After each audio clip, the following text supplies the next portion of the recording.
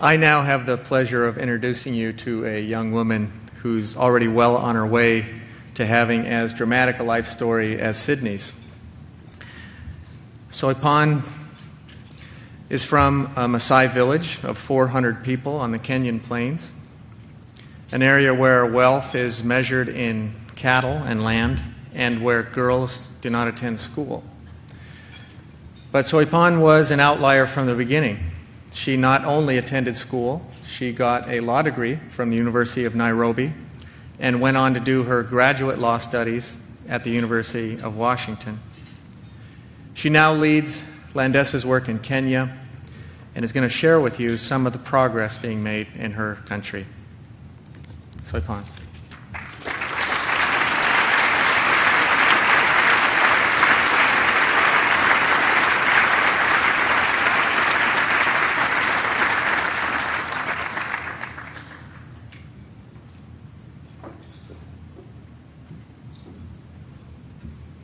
Good afternoon. Tim spoke a bit about how Landesa works, and I hope to give a sense of the potential of this work. In 2010, the Kenyan people approved a new constitution. This is a document that promises many wonderful things, such as the recognition and protection of the social and economic rights of all Kenyans, including the right to health and food. And the Constitution equally attempts to decentralize power, to promote democracy and accountability. And, most promising of all, the Kenyan new Constitution grants equal rights for women.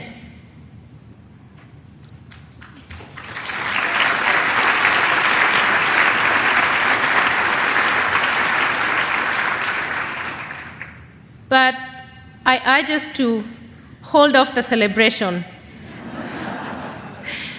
Because although these lofty values within our Constitution, although we have them enshrined in our Constitution, what they represent for ordinary Kenyans are merely aspirational goals. And I'll tell you a story to illustrate this point. I am a Maasai, and since time immemorial, Maasai land has been communally owned. But there has been constant pressure to individualize land ownership, and the thinking behind this is probably quite familiar to all of us. Individual ownership will allow people to get loans, build things on their land, make investments in land like irrigation or orchards, all this to improve lives, as we just saw in the Rwandan film just now. And my community is currently working through this process of individualizing land ownership. They have assigned a committee made up of all men to manage this process. These men are now mapping the land, and they are documenting the men who are using the land now. They are documenting the men who have used the land in the past, and they are documenting the boys in the community, however young, who are entitled to the land. And I'm saying this not to make the men in the audience squirm in their seats. I'm saying this really because it is true that in my community, like in many communities across Kenya, women are often treated as if they did not exist. So me, a grown woman, I am not entitled to an inch of land according to the system my community has established. But my nephew, who is not yet 2 years old, his name is on the register, and he will get land. But me, no. A widow with children, no. A single mother with children to feed, no. And so, I am a lawyer, and I went into the legal field to help injustices just like this. So, of course, I had to do something within my community.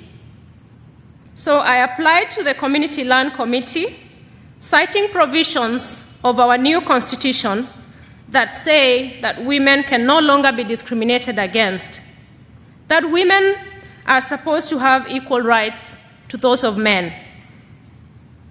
When news of my appeal spread, people in my community were up in arms and still are. How can a woman have a piece of land? They are asking. Some in the community are, however, pushing the elders to give me a small piece of land, but only so I'll go away and be quiet. But that is not my intention.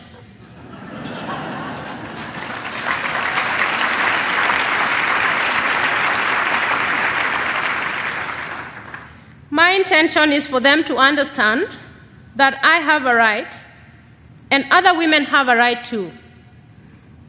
I'm still waiting to hear the decision of this committee, but I am optimistic. And why am I optimistic? Because of the work I am doing with Landesa in Kenya. This work shows that not only is change possible, it is happening right now. Landesa's work in Kenya involves many of the same issues.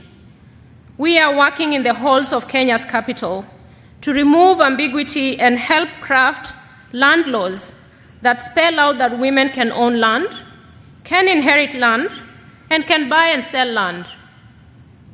That women must be consulted in all family land dealings. At the same time, Landesa has also created a pilot program working with a community in a very remote and poor area of Kenya. And this pilot is to help ensure that the ideals enshrined in Kenya's new constitution become a reality for Kenyan women. Our pilot program involves guided community conversations and education in schools among the elders and chiefs, and women too. We focus on the new constitution, women's land rights, and women's rights more broadly.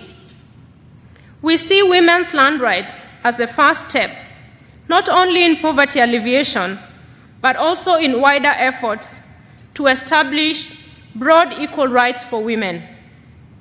We have educated these chiefs and elders and community members about what the Constitution says about women land rights and access to justice.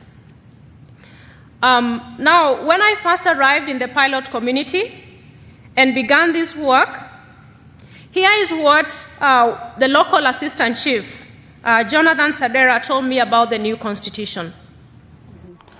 Na ore bade jonija na njere ore da ba dor masai na kegol na eni ore ba dor masai don tomono na to ngana bala aburi olengeti. But after 5 months of intensive community conversations with all the area chiefs, this is what he now has to say. Ni untare le bunyel ngana bogen be do yada le fole umaskini. Amara ba doga na or ba yena ba ko jento ki weta wrong right ashua na ito rono de ni side na nya ba ko jo kage do da ri fo sin jento mono na ki correct kule do kiti ashi changi di kule do na aras nyole mi de mara ya kedor. Ra ya kedor.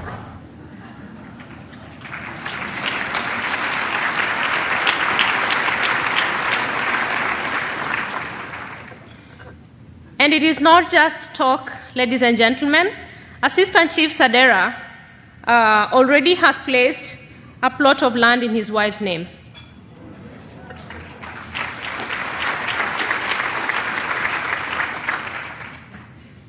The impact of the work we have begun in Kenya is dramatic and far-reaching. And as an attorney, my work with Landesa validates my commitment to community lawyering, which has been the missing link between constitutional reforms and real change for majority of rural populations in Kenya, especially women. This means Kenyan women will not have to battle and fight and file special petitions to get land, as I have done. They will be treated equally in land dealings and eventually in all other spheres of life as well. I'll now let Assistant Chief Sadera explain the long-term impact as he sees it within his own community.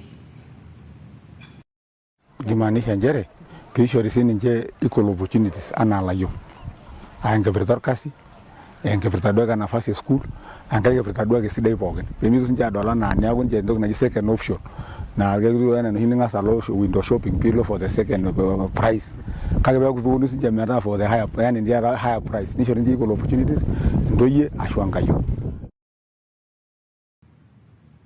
Thank you.